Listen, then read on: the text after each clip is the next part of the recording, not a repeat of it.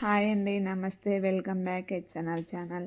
ఈరోజు మనం చాలా సింపుల్గా త్వరగా తయారయ్యే ఒక ఇన్స్టంట్ దోశ రెసిపీ గురించి తెలుసుకుందాం.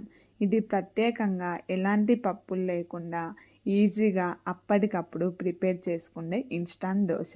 టైం తక్కువగా ఉన్నప్పుడు లేదా హఠాత్తుగా దోశ తినాలనిపించినప్పుడు, ఏం బ్రేక్ఫాస్ట్ చేయాలో తెలియకుండా ఉన్నప్పుడు ఇలా చేసుకుంటే అచ్చం దోశలాగే క్రిస్పీగా, సాఫ్ట్గా, టేస్ట్ కూడా చాలా బాగుంటుంది.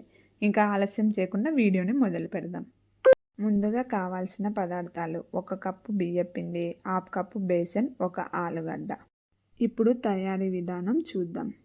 ముందుగా ఒక మిక్సీ జార్ తీసుకొని అందులో 1 కప్పు రైస్ ఫ్లోర్ వేసుకోవాలి. 1 కప్పు రైస్ ఫ్లోర్కి 1/2 కప్పు బేసన్ అంటే శనగపిండి వేసుకోవాలి. తర్వాత ఒక మీడియం సైజు ఆలుగడ్డను తీసుకోవాలి. ఇది ఉడికించాల్సిన అవసరం లేదు. పైన తోలు రిమూవ్ చేసేసి సన్నగా కట్ చేసుకొని మిక్సీ జార్ వేసుకోవాలి. తర్వాత తోలు తీసేసిన 3 వెల్లుల్లి రెమ్మలు, అలానే 3 కరివేపాకు రెమ్మలు వేసుకొని అందులో కొంచెం వాటర్ వేసుకొని మిక్సీని పట్టుకోవాలి.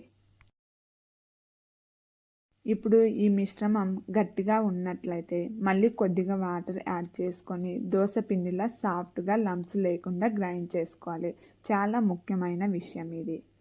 గ్రైండ్ చేసుకున్న మిశ్రమాన్ని ఒక బౌల్లోకి తీసుకోవాలి. అవసరమైతే కొద్దిగా నీరు కలిపి దోశ పిండిలా సరైన కన్సిస్టెన్సీ తీసుకురావాలి. ఇప్పుడు అందులో ఉప్పు వేసి బాగా కలుపుకోవాలి. తర్వాత ఒక 10 మినిట్స్ పాటు మూతను పెట్టుకొని పక్కన పెట్టేసుకోవాలి. ఇప్పుడు స్టవ్ పై ఒక దోశ తవ్వాన్ని పెట్టి వేడయ్యే వరకు వేచి ఉండాలి. వేడైన తర్వాత వాటర్ చల్లుకొని ఉల్లిపాయతో ఇలా క్లీన్ చేసుకోవాలి. ఇలా చేయడం వల్ల దోశ పిండి అనేది పెనంకు అతుక్కోకుండా మంచిగా వస్తాయి. ఇప్పుడు వేడెక్కిన పెనంలో పెద్ద గరిట అయితే 1 గంట, చిన్న గరిట అయితే 3 గరిటెల దోశ పిండిని వేసుకొని దోశకైతే ఎలా స్ప్రెడ్ చేస్తామో అలా నిదానంగా పల్చగా స్ప్రెడ్ చేసుకోవాలి. దోశను కాల్చుకునేటప్పుడు ఎప్పుడైనా మీడియం ఫ్లేమ్లోనే కాల్చుకోవాలి. అలా చేయడం వల్ల బాగా క్రిస్పీగా వస్తాయి. పైభాగం కొంచెం డ్రై అయిన తర్వాత చుట్టూ మనము నూనె లేదా నెయ్యి వేసుకోవాలి. నెయ్యి వేసుకోవడం వల్ల హెల్త్కి చాలా మంచిది. టేస్ట్ కూడా చాలా బాగుంటుంది. కింద భాగం గోల్డెన్ కలర్ వచ్చే వరకు వేచి ఉండాలి. గోల్డెన్ కలర్ వచ్చాక తర్వాత దోశను తిప్పి మరోవైపు కూడా కాల్చుకోవాలి. ఇలా 2 వైపులా బాగా కాల్చిన తర్వాత దోశ రెడీ అవుతుంది. బయటికి క్రిస్పీగా, లోపల సాఫ్ట్గా ఉండే ఈ ఇన్స్టంట్ దోశ చాలా రుచిగా ఉంటుంది. ఈ దోశను కొబ్బరి చట్నీ లేదా పల్లి చట్నీ లేదా టమోటా చట్నీతో తింటే ఇంకా బాగుంటుంది. పిల్లలకైనా పెద్దలకైనా ఇది నచ్చే recipe.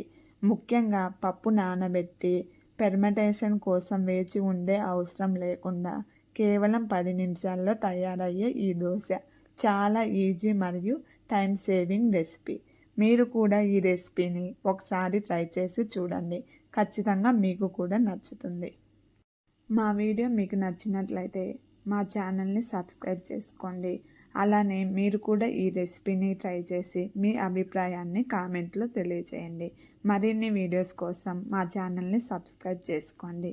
Please like, share and subscribe my channel. Thank you watching. Bye bye. మళ్ళీ కలుద్దాం నెక్స్ట్ వీడియోలో.